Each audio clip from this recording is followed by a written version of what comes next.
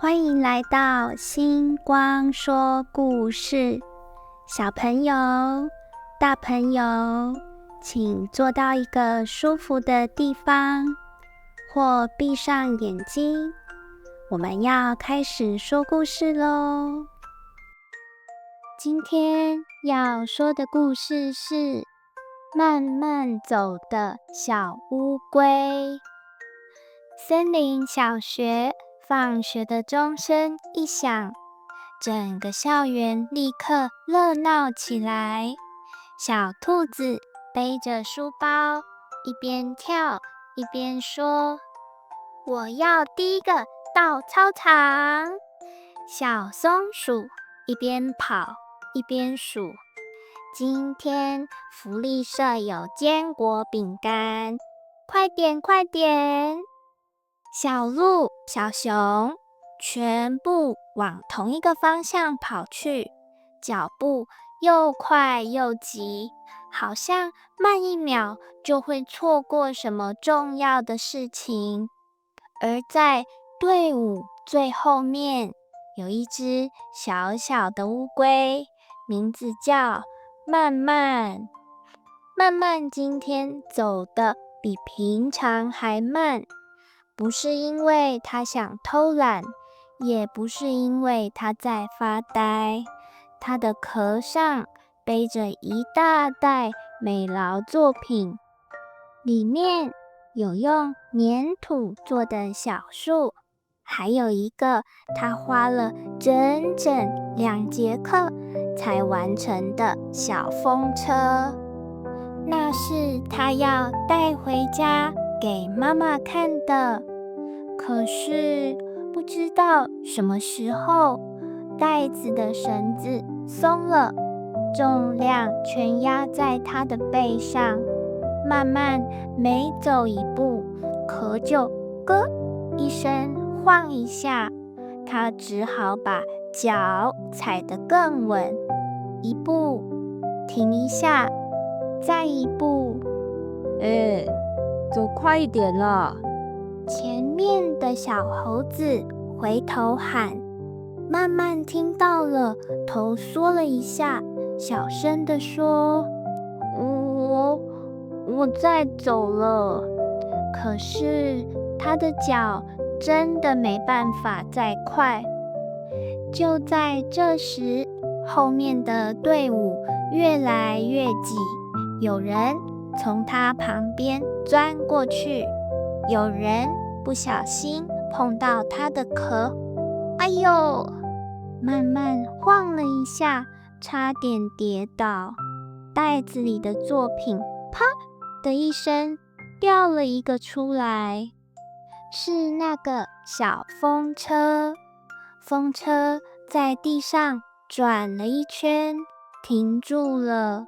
慢慢愣住了，他站在原地，不知道该先捡风车还是先往前走。这时小熊停了下来，你还好吗？小熊问。慢慢抬起头，眼睛红红的。我的作品掉了，可是大家都在走。小熊看了一眼前面快速移动的队伍，又看了一眼地上的风车。他没有再跑，他蹲下来帮慢慢把风车捡起来。没坏，小熊说。慢慢松了一口气，可是队伍已经拉得很长了。这样会不会太慢？慢慢小声问。小熊想了一下，说：“没关系，我们一起走。”于是2只小动物开始慢慢往前。没过多久，小鹿发现后面少了人，它回头一看，看到小熊跟慢慢。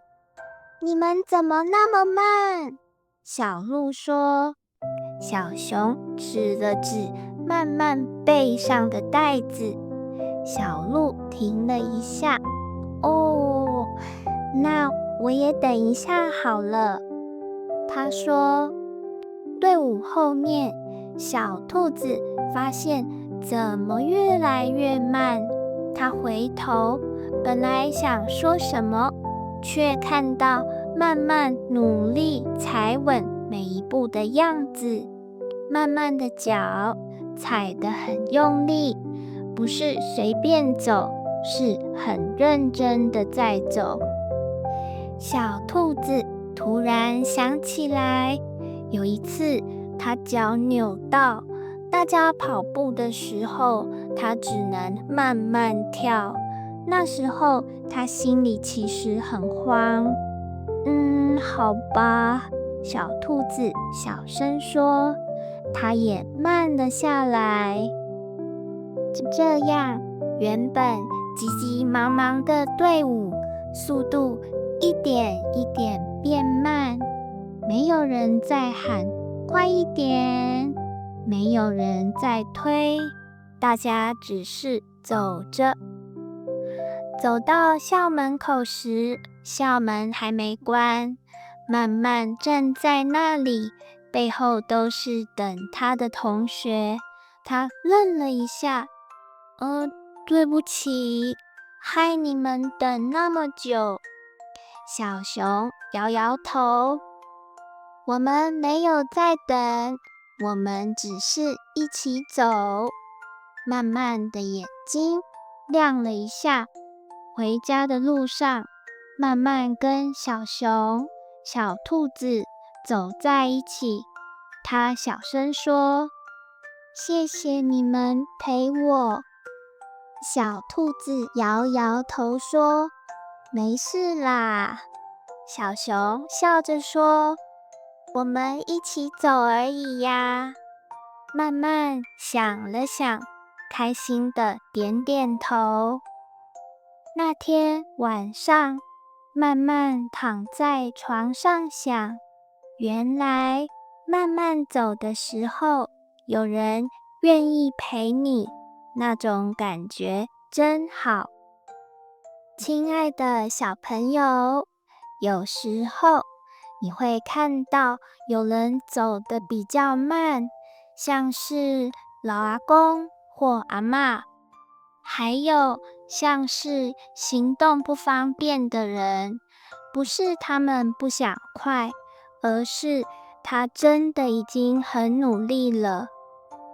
如果你愿意慢一点，等一下，对方会知道你没有不耐烦，你是在关心他。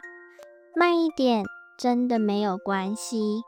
当我们愿意等等，别人会觉得安心，也会更敢继续走，因为这样的陪伴会让人觉得被好好对待。